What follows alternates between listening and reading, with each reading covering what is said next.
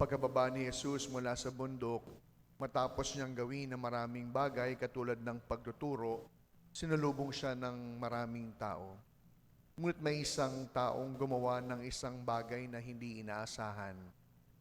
Isang ketongin ang lumapit sa kanya at ito'y kanyang hinipo at nilapitan. Hindi po inaasahan sapagkat sa panahon ni Jesus, hindi po dapat lumalapit ang isang tao sa isang taong may ketong. He will be unclean. Hindi lamang siya'y mahahawa, kundi hindi siya makakapaghandog doon sa templo. Kaya kakaiba talaga yung ginawa ni Jesus. Sapat nang lumapit, hinawakan pa niya. Kung kaya nga po, ano ang siyang pwede nating matutuhan? Una, hinipo ni Jesus ang ketongin. He went beyond the rule. At ito po yung palaging ginagawa ni Jesus sapagkat ibig niyang tayo'y kanyang mapagaling. He would always go out of His way to heal what is needed healing in ourselves. Kaya nga minsan magtatanong tayo, bakit kaya hindi gumaling yung sakit ko? Hindi ba ginusto ng Diyos? Bakit kaya kung sino pa yung mga malulusog, siyang nagkakasakit? Bakit kaya bigla-biglaan nila ang pagpanaw ng isang taong malusog naman at walang karamdaman? Ito ba'y hindi niya ginusto?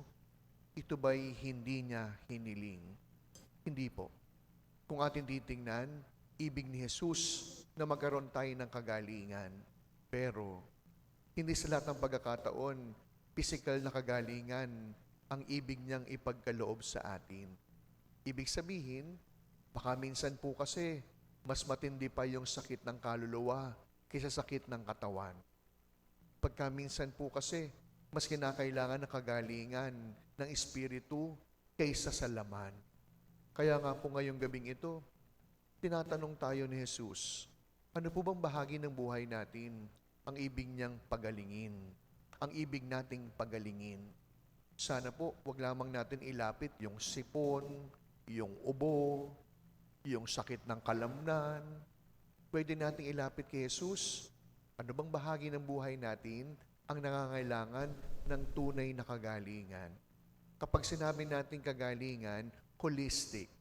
Hindi lamang tayo papagalingin ni Jesus ng sakit ng katawan, kundi dahil holistic, buo, ibig niya rin pagalingin kung gugustuhin natin anumang may sakit sa buhay natin. Halimbawa na dito, ang kasalanan. Sa panahon ni Jesus, inihahambing ang ketong sa kasalanan. Bakit? Sapagkat kagaya ng ketong, ang kasalanan sa una, hindi mo mararamdaman. Hanggang sa wala ka ng pakiramdam dahil paulit-ulit mo nang ginagawa. Hindi ba't gano'n ang sakit na ketong? Nasusugatan na yung bahagi ng katawan. Hindi pa nila nalalaman. Kasi bakit? Yung bahagi na may ketong, walang pakiramdam. Kaya siguro po ngayon, hinihipo tayo ni Jesus. At tinatanong, ano bang bahagi ng buhay mo ang gusto mong pagalingin ko?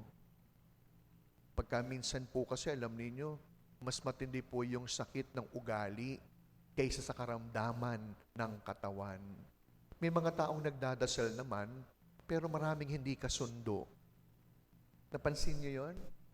May mga tao namang wala namang ginagawang masama, pero bakit walang kabati? Sapagkat wala rin ginagawang mabuti.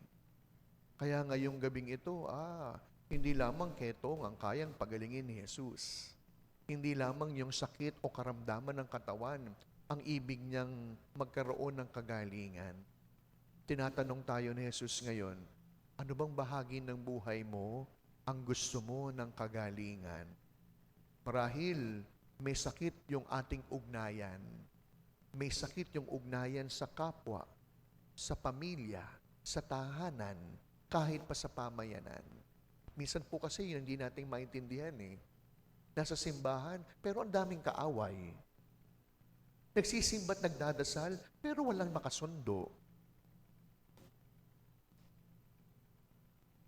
Walang iniwan doon sa nag-iingat sa katawan, pero bakit sila'y nagkakasakit? Ang bata-bata naman, maingat sa buhay, pero ba't sila yung unang pumapanaw? Ito ba'y dahil hindi ginugusto ng Panginoon? Hindi. Lagi tayong tinatanong ni Jesus, ano bang gusto mong kagalingan ang ibig mong ipagkaloob ko? Kaya sa misang ito, huwag lamang natin hilingin, Panginoon, gumaling po sana yung cancer ko. Panginoon, gumaling po sana yung aking arthritis. Panginoon, pagalingin mo na po sana yung sakit ng ulo. Ilapit natin kay Jesus yung bahagi ng ating buhay na nangangailangan ng kagalingan. Nang sa gayon, ang magaling na katawan, ang magaling na puso't isipan, makakabuo ng isang banal na pamayanan. Ang isang magaling na katawan, ang isang malusog na pag-iisip at puso, makakabuo ng mabuting ugnayan. Ay sa pagpapatuloy po ng ating pagdiriwang Biyernes ngayon, minabuti nating ipagdiwang ang votive mass ng mahal na puso ni Jesus. Hiningin natin sa kanyang mahal na puso, hilumin ang puso nating sugatan. Pagalingin hindi lamang ang may sakit na katawan, kundi kayang pagalingin ni Jesus ang bawat may sakit na bahagi ng ating buhay. Amen.